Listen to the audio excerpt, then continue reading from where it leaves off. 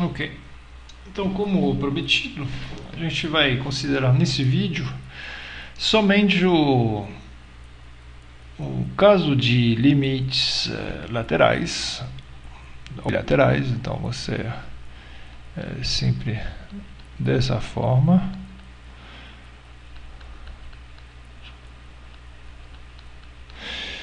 Limite de quocientes em que o numerador e o denominador ambos tendem a zero. Então vai ter lá limites laterais à direita, à esquerda e vai ter também bilaterais. Ok? E, bom, por que é interessante estudar limites da forma 0 sobre 0? É porque são os limites principais que vão aparecer quando a gente for introduzir a noção de derivada de uma função, que é uma ferramenta muito poderosa. Então, eu vou começar com um exemplo, que é o exemplo que eu tratei a última vez, que era esse. A gente tratou primeiro caso de determinação da forma 0 sobre 0, quando o limite era x2 menos 1 sobre x menos 1. Então, lembrando rapidamente o que foi feito. Tá? A gente viu que se x2 menos 1 é um polinômio que se anula em 1, quer dizer que ele é fatorável por x menos 1. Então, eu posso escrever, fatorar explicitamente o x2 menos 1. E a vantagem é que, escrito dessa forma, a gente entende por que é da forma 0 sobre 0, porque tem um fator comum, que é x menos 1 e x menos 1 no denominador e no numerador, e esses dois fatores, claro que eles cancelam e fazem com que o limite é da forma 0 sobre 0. Mas uma vez que eu fiz a simplificação, não é mais da forma 0 sobre 0, né, e somente sobra um polinômio de grau 1, e aqui o limite é 2. Então, o objetivo, quando tem indeterminações da forma 0 sobre 0, é sempre poder fazer uma coisa mais ou menos assim, mais ou menos, né, que é de ver por que é da forma 0 sobre 0 e tratar aquilo de uma forma adequada. Então, quando são divisões de polinômios, na verdade, o esquema é bastante repetitivo. Suponha que se tenha esse limite aqui. Observe que ele é também da forma 0 sobre 0, porque x3 menos 1, quando x tende a 1, vai tender a 0, e embaixo vai tender a 0 também. Então, se trata de fazer a mesma coisa, tá? x3 menos 1 possui a raiz, tá? X igual a 1 como raiz, tá? Logo, pode ser fatorado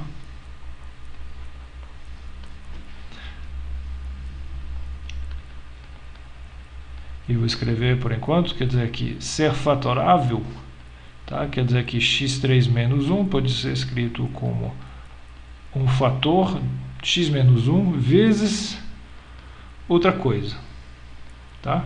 E o que tem aqui dentro vai ser certamente um polinômio de grau 2.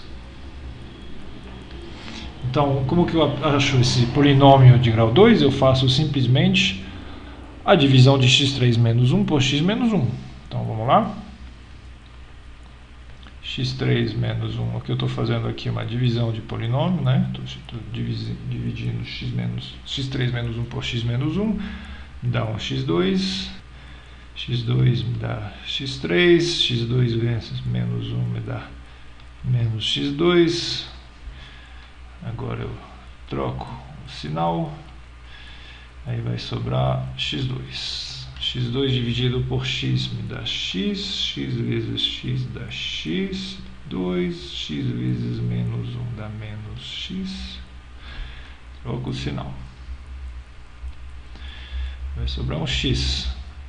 E esse menos 1 desce, tá? E x menos 1 dividido por x menos 1 dá 1.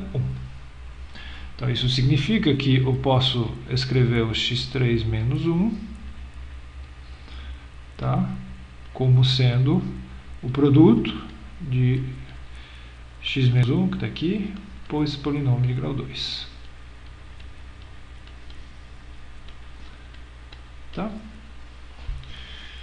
Isso é a fatoração do polinômio de grau 3, porque a partir do conhecimento da sua raiz. Tá? Então, a vantagem é que eu posso escrever agora o limite aqui, como... Eu já podia ter escrito tudo, mas eu vou escrever de novo, colocando esse fator comum x menos 1 em evidência. Tá? Eu faço a fatoração desse x3 menos 1 e, de novo, eu consigo fazer uma simplificação que me permite calcular o limite de maneira perfeitamente elementar, que é x2 mais x mais 1, quando x tende a 1, que dá 1 ao quadrado, mais 1, que dá 3. Tá? Então, na verdade, a gente podia, claro, a gente podia trocar agora essa potência aqui por um 4, depois por um 5, depois por um etc. Então, vou deixar você fazer o exercício.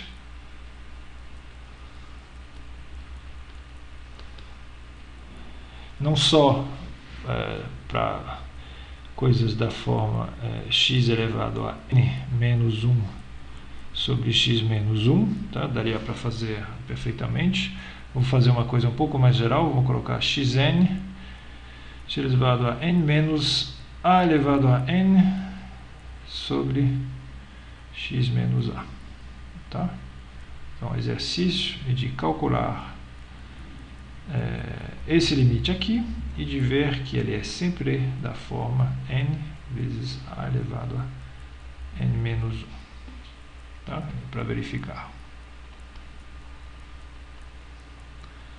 Mas o princípio é sempre o mesmo. Você tem um polinômio aqui, que é de grau n, tudo bem, mas já que ele tende a gente já enxerga uma raiz, que é a raiz x igual a, logo esse polinômio é fatorável, pode ser escrito como x menos a vezes um polinômio de grau n menos 1, na verdade, e depois fazer a simplificação. Ok. Então, pode ter situações parecidas com polinômios. Vamos ver um caso um pouco diferente. Suponha que você queira calcular o limite quando x tende a 2 de x2 mais x menos 6 sobre x2 menos 9x mais 14. Tá? Então vamos olhar o que dá. Se eu começar a me aproximar de 2 com o meu x, em cima eu vou ter 2 ao quadrado, que é 4, mais 2 dá 6, dá 0 em cima, e embaixo dá 4, menos 18, que dá menos 14, mais 14 dá 0 sobre 0. Ok? Então, já que é 0 sobre 0, quer dizer que certamente deve ter um jeito de fatorar cada um desses polinômios, fazendo aparecer um fator x menos 2, tá? Porque cada um desses polinômios aqui se cancela em x igual a 2, logo ele deve ser fatorável. Então, eu vou deixar você fazer o exercício de verificar que a fatoração do numerador dá x menos 2 vezes x mais 3, a fatoração do denominador dá x menos 2 vezes x menos 7,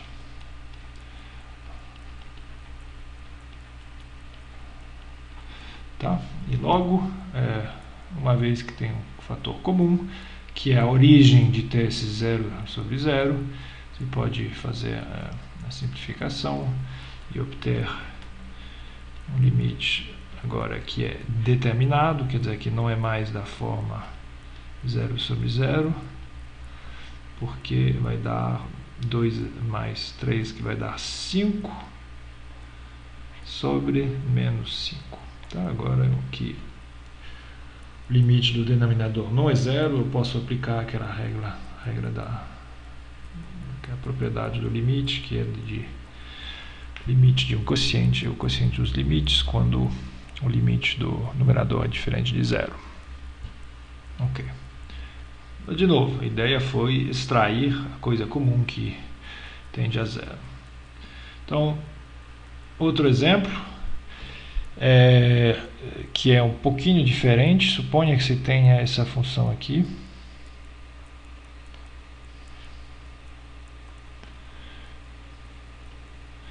Quando x tende a 4, tá? Então o que acontece? Raiz de 4 é 2 menos 2, então é 0 sobre 0 de novo, tá? Só que, bom, aqui é uma raiz, então isso é uma potência que não é inteira, então isso aqui não é bem um polinômio em x, o que eu vejo aqui em cima. Mas mesmo assim, eu vou mostrar ver o que eu posso fazer. O que eu vou fazer aqui é mexer com o denominador. Então, eu vou deixar o numerador do jeito que ele está. E o que eu vou escrever, é fazer aparecer aí embaixo uma coisa parecida com o que tem em cima, é que o x, já que quando o x tende a 4, o x é positivo, né? Então, se x tende a 4... Então, necessariamente, x é positivo, tá? Ao longo do caminho que vai para 4. Então, x pode ser escrito como a raiz de x, que é bem definida, né? Já que x é positivo, ao quadrado, menos, e esse 4, vou escrever ele como 2 ao quadrado.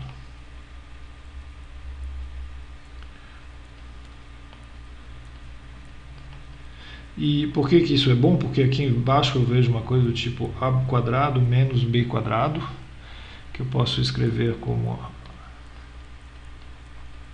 a menos b vezes a mais b.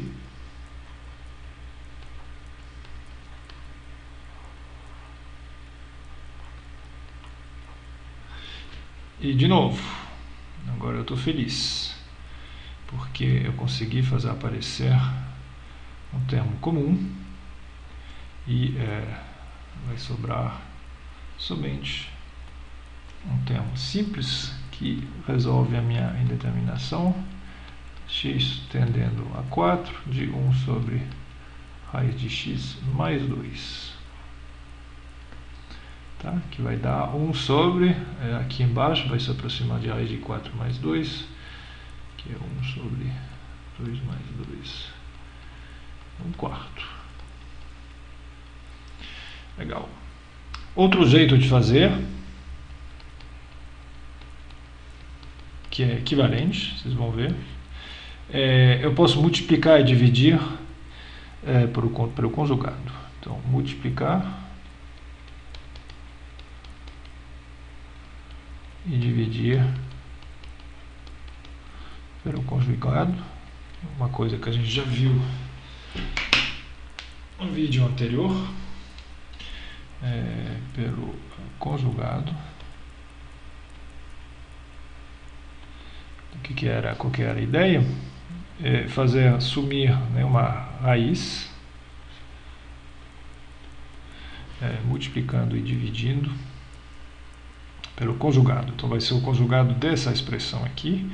O conjugado é a raiz de x mais 2. Eu tenho que dividir a mesma coisa para deixar o limite igual, tá? E quando eu faço isso, eu tenho agora em cima, eu tenho de novo exatamente o que eu tinha, a menos b vezes a mais b vai dar ao quadrado menos b ao quadrado sobre x menos 4, que multiplica a raiz de x mais 2, tá? Então, eu vejo muito bem, isso aqui vai dar x menos 4, e vai se simplificar com isso aqui, que é exatamente o que a gente tinha antes aqui, né? Então é 1/4 no limite. Então, multiplicar e dividir pelo conjugado funcionou para estudar limites no infinito, tá? Eu lembro, a gente viu para calcular coisas desse tipo. Então a situação era completamente diferente, porque a gente olhava x tendendo ao infinito, mas o conjugado, o método de usar o conjugado funciona também. Muito bem. Então, exercícios que vocês podem fazer. Vamos dar um primeiro. Limite quando x tende a 4. Então, x menos 3 menos 1. 4 menos x. E também limite quando x tende a 2. Raiz de 6 menos x menos 2 sobre raiz de 3 menos x menos 1. Okay? Então, a ideia aqui é usar o conjugado também, talvez mais de uma vez, e ver o que dá para calcular. Ok. Então esses exemplos todos são exemplos onde aparecem ou quocientes de polinômios ou quocientes de raízes, sempre da forma 0 sobre 0, e a gente já tem alguns truques para calcular. Vamos ver um limite importante, que é da forma 0 sobre 0, que é o seguinte limite: seno x sobre x. Ok? Então, ele quando x tende a 0, tá? Seno de x tende a 0, é uma indeterminação 0 sobre 0, só que seno de x aqui não é um polinômio, tá? Eu não posso fazer igual eu fiz nesses últimos exemplos aqui, onde eu tinha sempre como fazer aparecer um polinômio comum, né? Que aí eu fiz uma simplificação. Aqui não tem como fazer a simplificação, é seno x sobre x. Tá? E o seno de x parece difícil escrever ele como sendo proporcional a x ou algo assim. Então, a gente vai ter que calcular esse limite aqui, mas não com truque. A coisa que a gente vai ter que fazer é simplesmente voltar à definição de o que é o seno, e vai ser importante aqui pensar que a gente está medindo x. Agora, quando a gente fala de seno x, o x tem que ser pensado em radianos. Tá? Acontece que esse limite aqui ele é diferente se x é medido em radianos ou em graus. Mas aqui vai ser em radianos.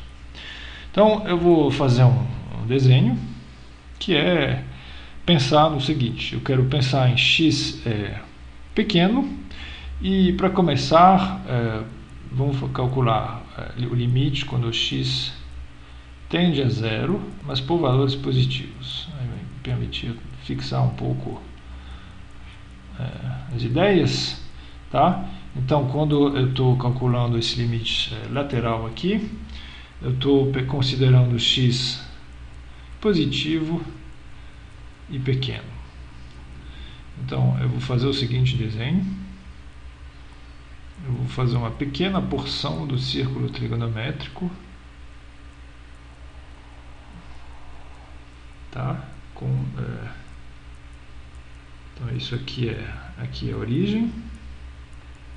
Aqui eu tenho meu ângulo x. Se eu fizer ele pequeno demais, não vai dar para enxergar nada, tá? Mas eu lembro que o seno desse x está aqui. Então, o seno de x está aqui. E aqui eu tenho, estou no círculo trigonométrico, então eu vou chamar esse ponto de A, esse ponto de B, vou chamar esse ponto aqui de C, e lembrando aqui que o que eu vejo aqui é a tangente de x, eu vou chamar esse ponto aqui de D, e finalmente, o que mais que eu precisava? Eu lembro que o B aqui me dá o cosseno.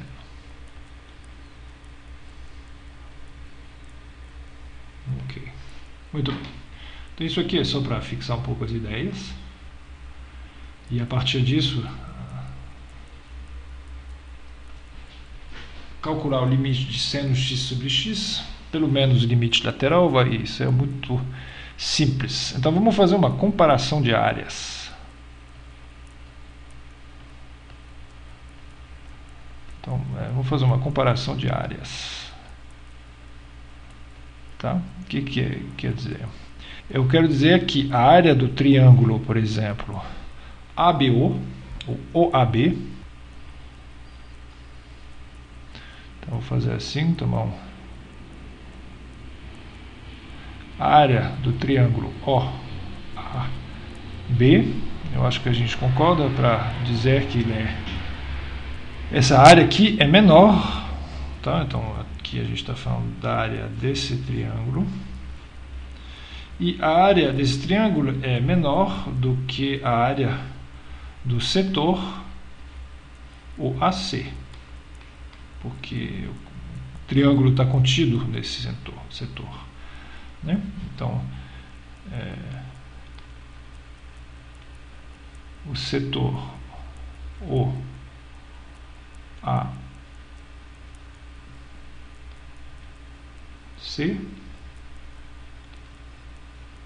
tá? Aqui eu tinha esse lado AB de antes, e por sua vez esse setor aqui é menor do que a área do triângulo ODC.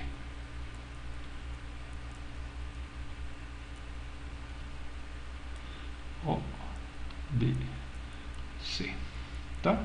Porque aqui o setor está contido, né, nesse triângulo. Ok. Então, eu vou simplesmente escrever quanto que valem cada uma dessas áreas. Então, a área do primeiro triângulo é fácil, porque eu tenho os dois lados, que são cosseno e seno. Então, a área do triângulo OAB é metade de base vezes altura, que é metade do seno de x vezes cosseno de x. Por outro lado, a área ODC é igual a metade de OC, mas OC é igual a 1, porque eu estou no círculo trigonométrico. E CD equivale a tangente. Então, metade de tangente vezes 1 me dá metade de tangente. Só falta a área do setor, que está aqui. Então, vou fazer um pequeno lembrete. Agora, uma vez que eu tiver feito isso, eu não preciso mais me preocupar com esse desenho aqui. Mas vamos lembrar, como que eu faço para calcular a área de um setor? Tá? Se eu tiver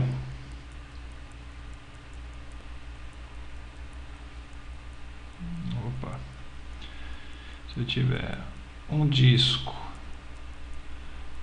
de raio R em um ângulo alfa, tá? Então, como que eu faço para me lembrar de como calcular a área do setor determinado por alfa? Eu faço assim, a área do setor, tá, comparada com a área inteira do disco, que é π vezes r ao quadrado, tá? Essa proporção deve ser a mesma que a proporção que tem entre o alfa e o ângulo total, tá? Muito bem. Então,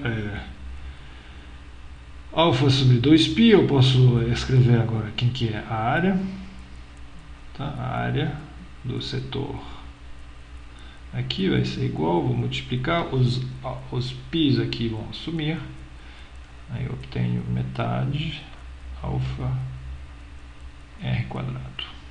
Tá? Então isso vale aqui em geral para qualquer disco. Aqui eu estou com um raio de 1, né? Eu lembro. Então a área que eu tenho aqui vai ser a metade vezes a abertura, que é x, vezes r ao quadrado. Isso aqui é 1, né? Esse r ao quadrado, no meu caso, é 1, porque eu estou no círculo trigonométrico.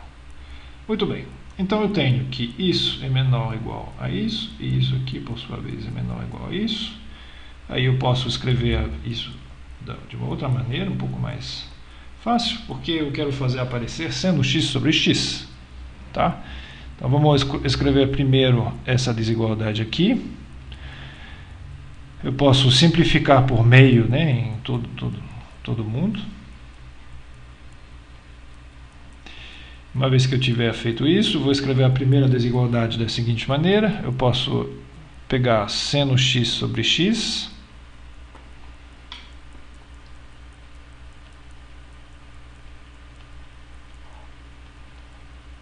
que é menor do que, eu quero passar esse cosseno de x para cá, vai dar 1 sobre cosseno x.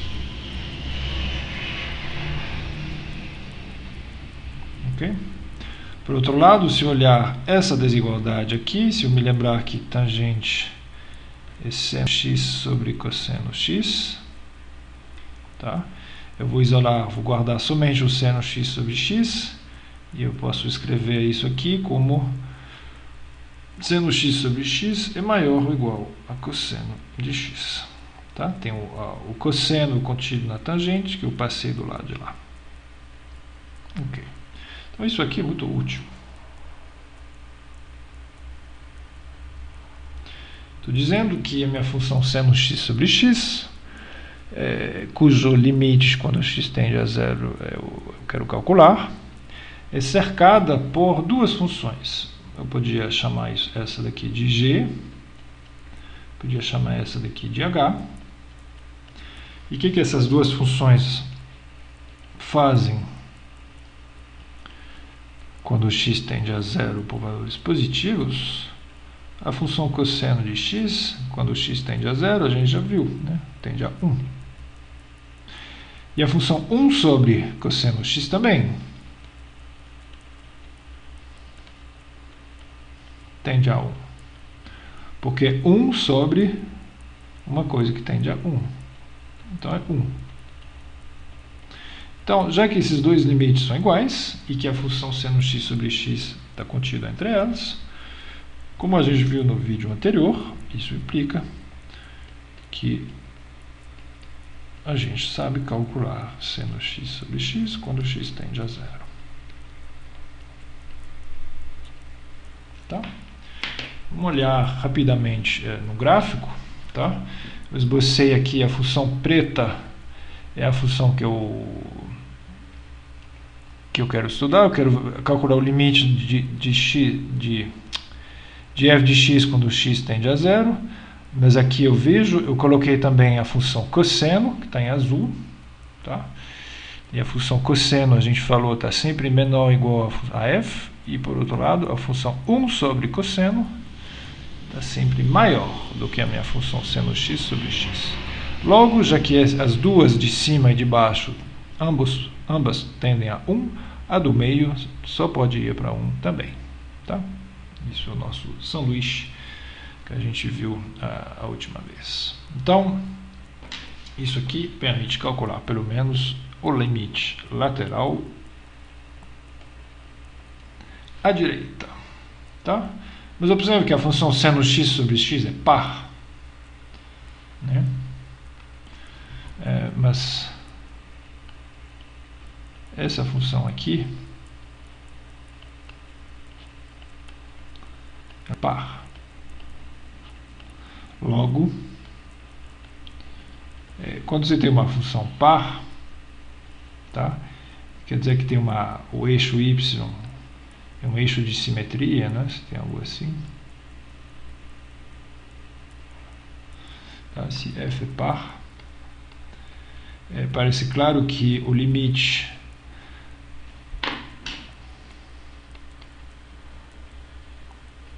à direita tem que ser igual ao limite à esquerda em 0. Né? Porque os valores aqui e aqui são iguais, então no limite só podem ser iguais. Então isso implica que a minha função, o meu outro limite vindo pela esquerda,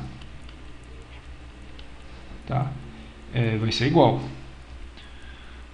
Vai ser igual ao limite vindo à direita, tá? Que a gente calculou e viu que era 1, tá? Logo, eu posso escrever que o limite bilateral de seno x sobre x,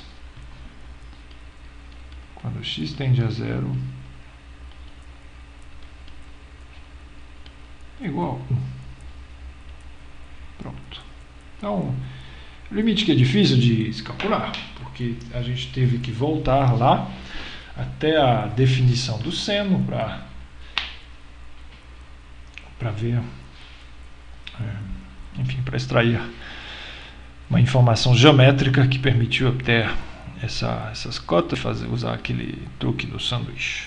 Tá? Então, a partir desse limite, a gente vai fazer muitas coisas. Uma delas vai ser mais tarde de calcular a derivada da função seno, tá? Mas tem outras coisas que a gente pode fazer. Primeiro é resolver alguns exercícios. Então, por exemplo, suponha que você quer calcular esse limite aqui, tangente x sobre x. Você podia pensar, é parecido, então eu podia tentar montar um triângulo para de novo fazer aparecer triângulos e sei lá o que, mas não, você não precisa.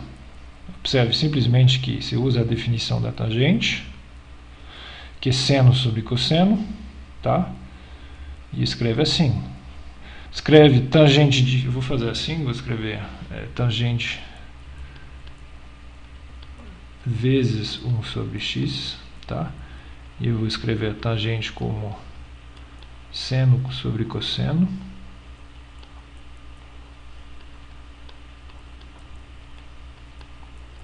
E aqui eu vejo que eu gostaria de guardar seno x sobre x, porque envolve um limite que eu acabei de calcular, né?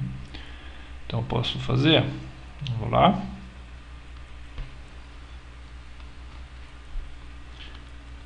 Eu vou agrupar meus termos do jeito que eu quero. Então vou colocar seno x sobre x, que multiplica o que sobra, que é 1 sobre cosseno x, tá? Agora isso aqui tende a 1, a gente já viu. Isso tende a 1 sobre 1, que é 1. Então, pelas regras, né, da propriedade do limite, se o produto de duas coisas que tem limite 1 e 1, então o produto tende a 1 também. Tá? Não precisa refazer tudo e montar um triângulo para tangente. Eu já fiz o trabalho difícil, aí eu aproveito. Vamos ver um outro. Me permitir discutir um outro aspecto.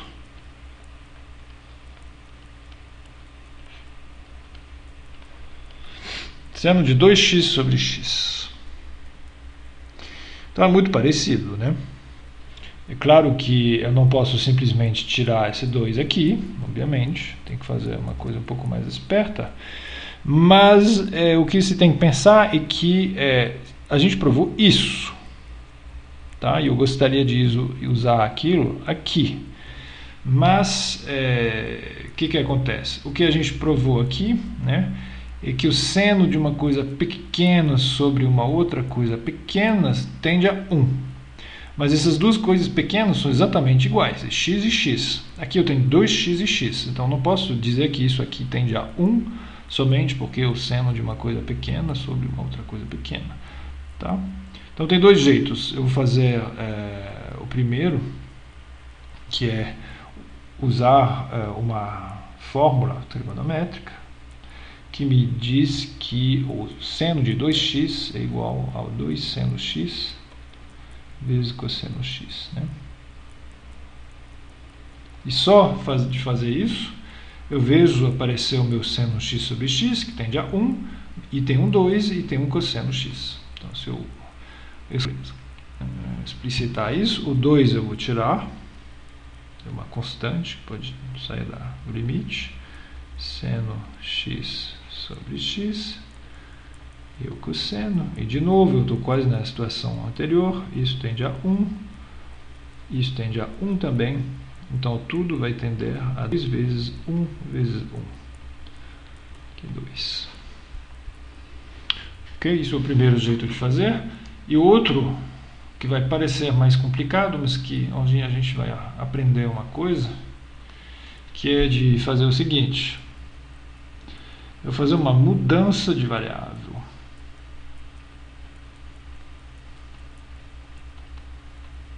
O que é fazer uma mudança de variável? Eu gostaria de trocar esse 2x aqui por uma nova variável, tá? Então vamos chamar isso de z, por exemplo. Define, tá? Z como sendo 2x, tá? Isso aqui implica, claro, que x é igual a z sobre 2, tá? Então eu posso recuperar o meu x a partir de z assim, e também se o x tende a zero, tá? O que eu quero fazer aqui, se o x tende a zero, o que acontece? Então 2x tende a zero também, então z tende a zero também. Ok? Então, o que eu vou fazer agora é reescrever o limite que eu tenho, que é originalmente escrito em termos do meu x,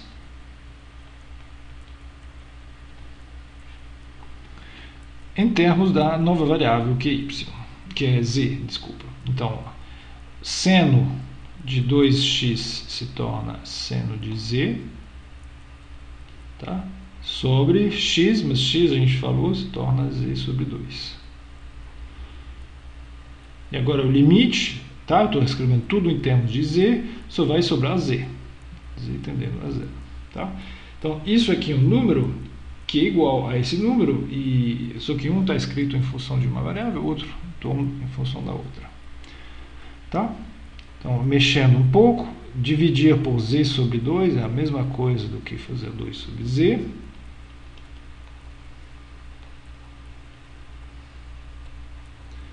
Aí eu acabo exatamente com a mesma expressão que eu tinha aqui, quando eu calculei o limite de seno x sobre x. Tá?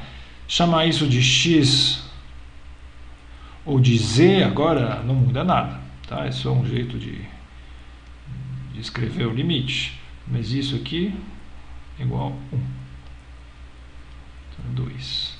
Tá? Claro que eu acho a mesma coisa, só que a vantagem é que eu aprendi a fazer o que se chama uma mudança de variável. Bem, então, vamos ver outros limites. Por exemplo, limite quando x tende a zero de x sobre cosseno x. Então eu olho, x em cima tende a zero, embaixo cosseno x tende a 1. Então é 0 sobre 1, que é 0. Tá? É fácil, mas quando não precisa trabalhar, o que dá trabalho são coisas da forma 0 sobre 0. Quando é 0 sobre 1, não tem trabalho, é igual a 0. Ok? Às vezes vai ter coisa tipo 1 sobre 0, ali sim vai ter que cuidar, mas isso vai ser um outro vídeo. Tá? Então deixar em exercício para vocês, exercícios. Pega o seu livro favorito de cálculo, mas, por exemplo, calcula isso aqui.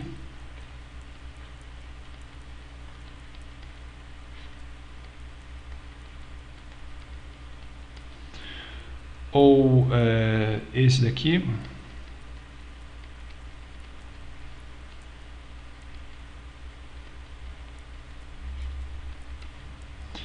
Ou então, o último.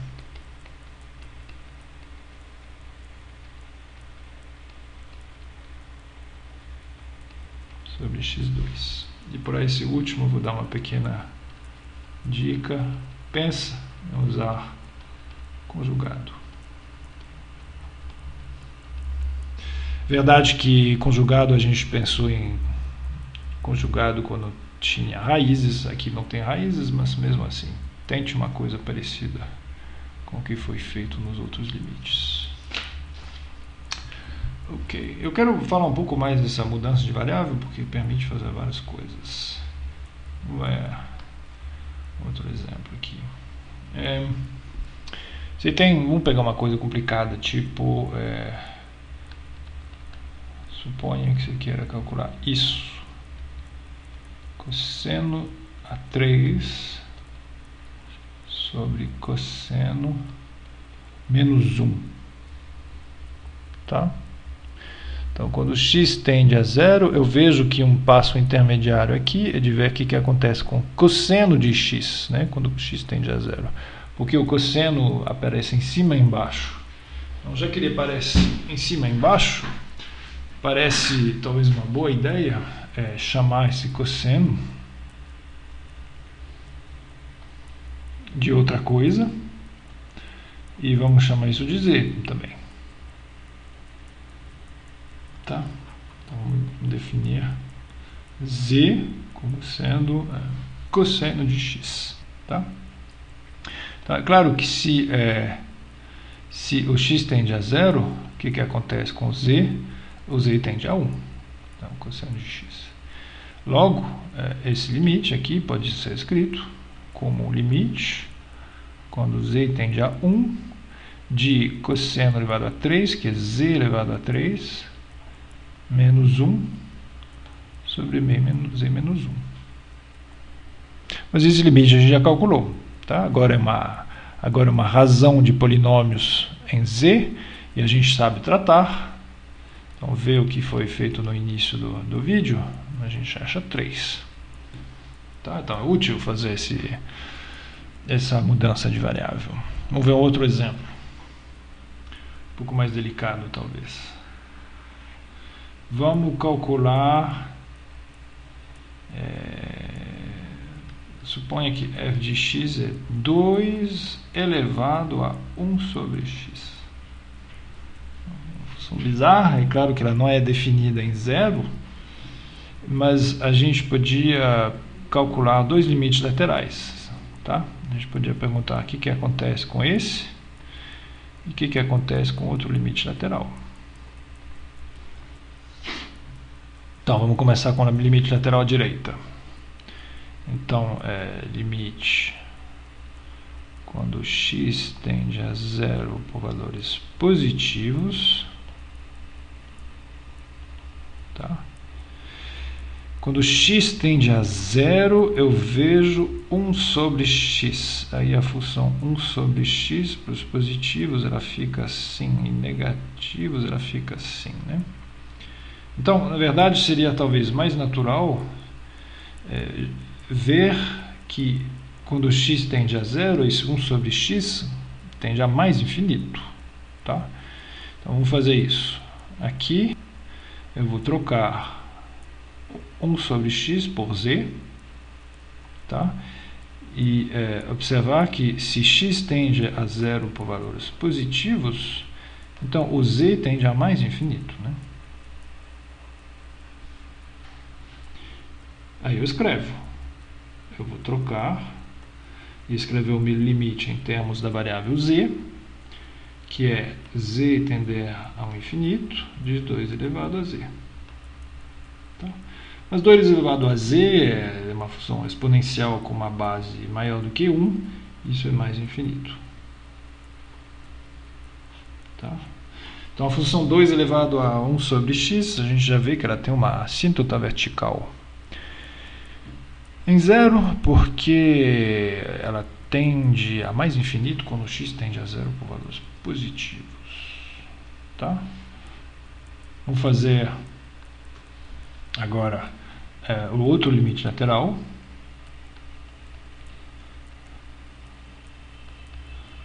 Tá? Dessa vez, vamos chamar, eu não vou chamar de z, vou chamar de outra coisa, de t. Tá? Vamos chamar 1 sobre x de t dessa vez, só porque eu estou vendo do outro lado. Tá? Então, se x tende a zero por valores negativos, o que acontece com t? Você se lembra que a função 1 sobre x está assim, o t está aqui agora.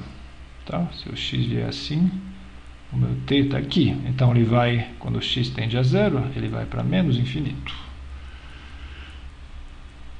Então, t tende a menos infinito. Então, o limite se torna o seguinte, t tendendo a menos infinito, de 2 elevado a t. E isso aqui, o que acontece? Né? O gráfico de uma função exponencial na base 2 é mais ou menos assim, então para lá vai para menos infinito.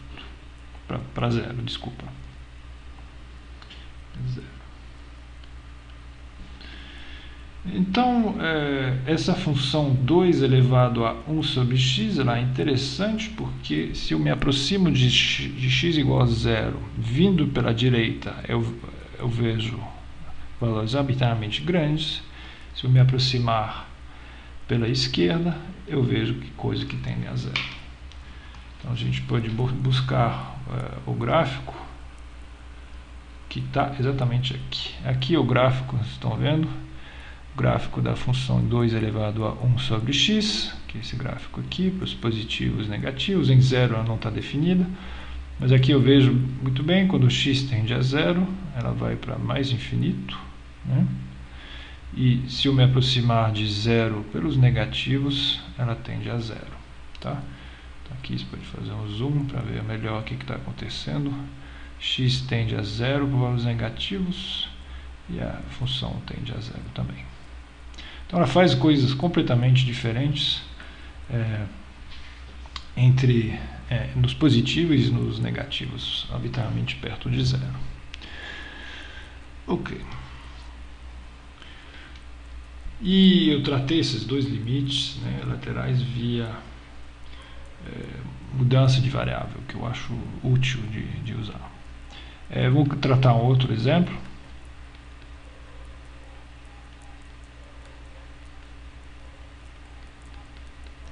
Considere o seguinte exemplo, menos x2. Tá? Então, quando x tende a menos 1, x mais 1 tende a 0, então em cima é 0, e embaixo o menos 1 ao quadrado dá 0 também. Ok? Então, aqui eu preferia que isso aqui fosse uma variável em vez de x mais 1. Então, você pode, se você prefere, fazer assim. Chama z de x mais 1, tá? O que implica que x é igual a z menos 1. Observe que se x tende a menos 1, então z tende a 0, tá? E reescreve esse limite. Então, esse é o limite quando z tende a 0, seno de z sobre 1 menos x2. Aí o x a gente falou que é z menos 1. Bom, então tem que ver se a gente ganhou alguma coisa, se ficou mais simples. Então é claro que eu vou ter que mexer um pouco com esse denominador. Então vai me dar, eu vou expandir o denominador aqui. Eu vou ter 1 menos z2 menos 2z, vai dar 2z. Menos z2, e os 1 se simplificam, né?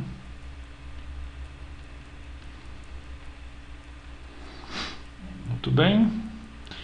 E o que sobra fazer aqui? Falta observar que tem um z que eu posso colocar aqui em evidência, né? Então, vou escrever, na verdade, assim. Limite quando z tende a 0. Z que vai multiplicar 2 menos z, né? E em cima tem um seno. Então, na verdade, posso escrever assim. Certo? E acabou. Porque quando z tende a 0, isso tende a 1, a gente já sabe. Isso tende a 1 sobre 2 menos 0, que é meio. Então, o limite é meio. Tudo bem. Ok.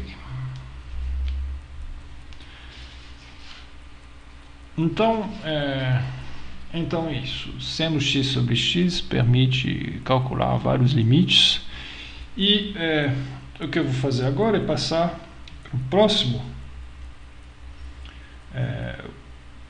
Um outro limite que é particularmente importante, que é também determinado, que vai ser... vão ser dois limites, tá? Então vou ter os limites, então vão ser dois, vai ter esse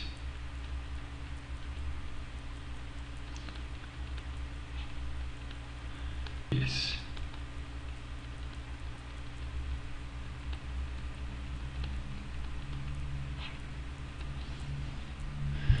Eles são importantes de novo porque eles vão aparecer como sendo ligados à derivada das funções exponencial e logaritmo. Mas, enfim, observe que ambos são indeterminados da forma 0 sobre 0.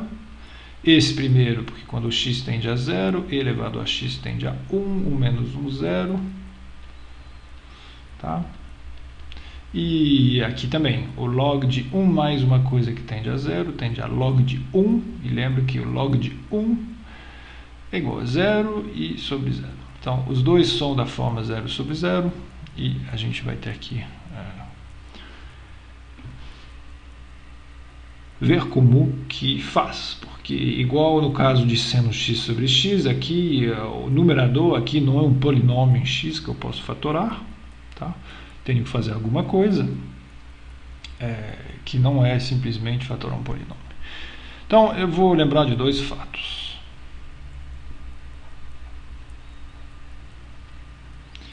E eu sei que não todos os professores de cálculo vão concordar comigo, mas o meu jeito de introduzir o número e, tá?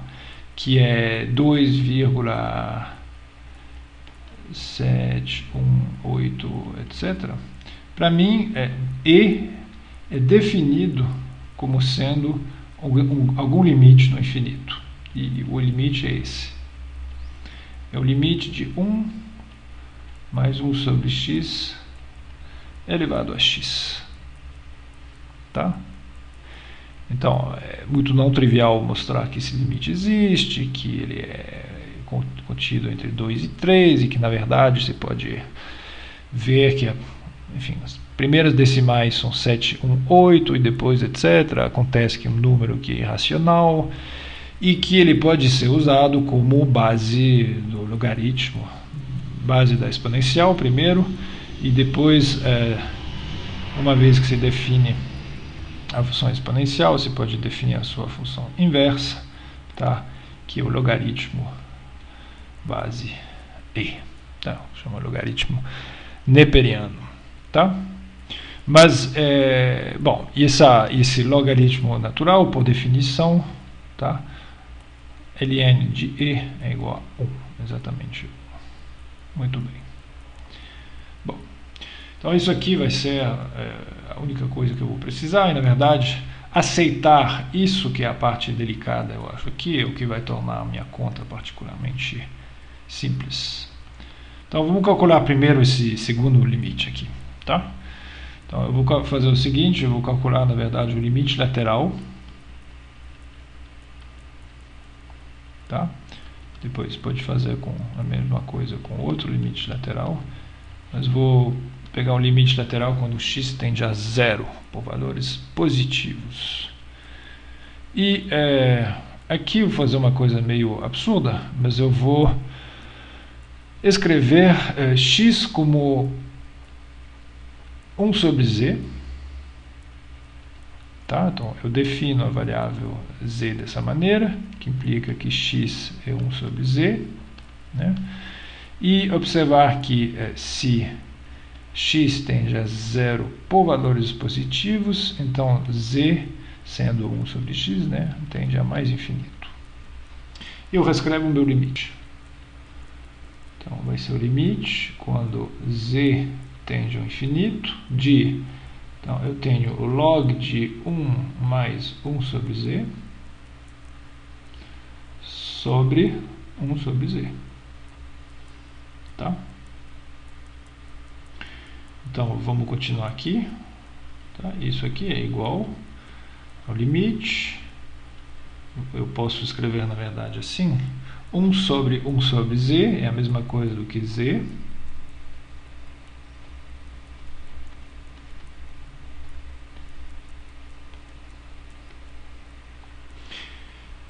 Tá? E quando z tende ao infinito, tem que cuidar um pouquinho aqui, porque 1 sobre z tende a 0, tudo bem? Então log de 1 mais 1 sobre z tende a 0, e o z tende ao infinito. Então isso aqui é indeterminado. Tá? Então tem que continuar, e eu vou fazer o seguinte: eu vou usar essa propriedade. Tá? O log, quer dizer, a vezes o log de b é ln b elevado a a. Tá? O a pode subir aqui. Então vou fazer isso aqui. Esse z aqui eu vou colocar ele lá dentro. Então eu escrevo limite z tendendo ao infinito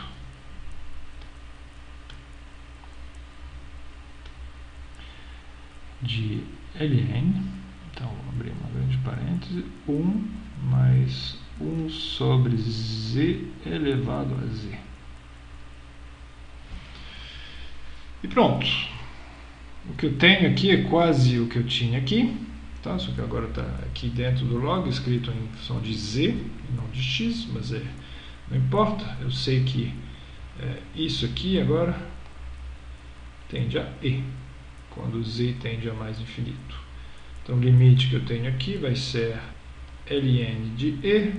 Isso aqui mostra o fato de eu poder entrar o limite dentro do log, mas a gente vai ver que o log é uma função contínua e que isso aqui é perfeitamente justificado. E o ln de e 1. Ok? Então esse primeiro limite aqui é igual a 1. O segundo limite é igual a 1.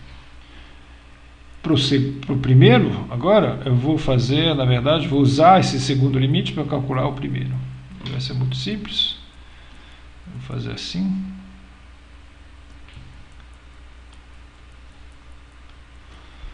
Vou escrever limite de e elevado a x menos 1 sobre x. Vou fazer uma coisa que vai parecer completamente complicada, tá? Eu vou chamar, dessa vez, vou chamar tudo que tem no numerador de z. Tá? Então, se eu chamar elevado a x menos 1 de z, isso implica que x, se eu vou querer isolar o x, então z mais 1 é igual a e elevado a x, logo o x é igual ao log de z mais 1. Tá? E, obviamente, observe que se x tende ao infinito aqui, isso aqui tudo tende a mais infinito também. Desculpa. Se x aqui tende a 0, tá? E elevado a x vai tender a 1, então z vai tender a 0. Tá? Então, se x tende a 0, né? Eu tenho que z tende a 0 também. Aí eu posso reescrever limite z tendendo a 0 de z, tá? Eu chamei o numerador inteiro de z, e o x embaixo é ln de z mais 1. Aí eu posso reescrever o meu limite aqui como limite quando z tende a 0 mais de, eu vou colocar assim, esse z que está em cima, eu coloco ele assim, tá? Ele desceu para baixo. E isso aqui, aqui, se eu entrar o limite aqui embaixo no numerador, eu vejo o limite que eu já calculei antes. Então vai ser 1 sobre 1, que é 1 também. Tá? Perfeito. Então esses dois limites são importantes para o que a gente vai fazer depois com função exponencial e logaritmo. Tá? Mas a ideia era, na verdade, usar a definição que eu prefiro do número e, que pode ser tomado como o limite dessa função 1 mais 1 sobre x elevado a x. Tá? Então, a partir disso, dá um exercício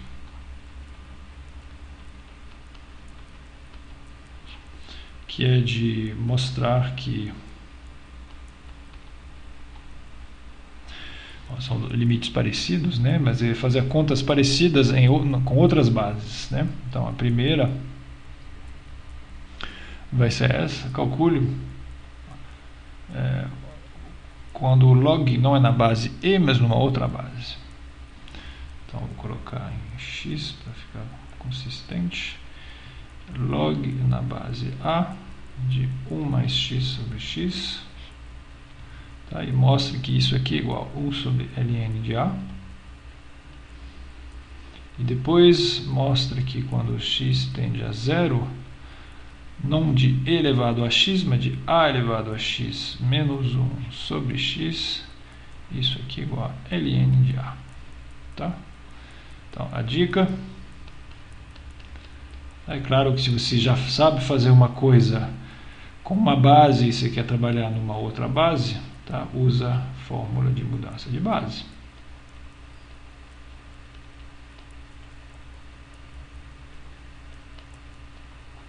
De mudança de base para o logaritmo, né? Isso aqui eu deixo vocês olharem ou na apostila ou no seu livro favorito de cálculo. Muito bem, só isso.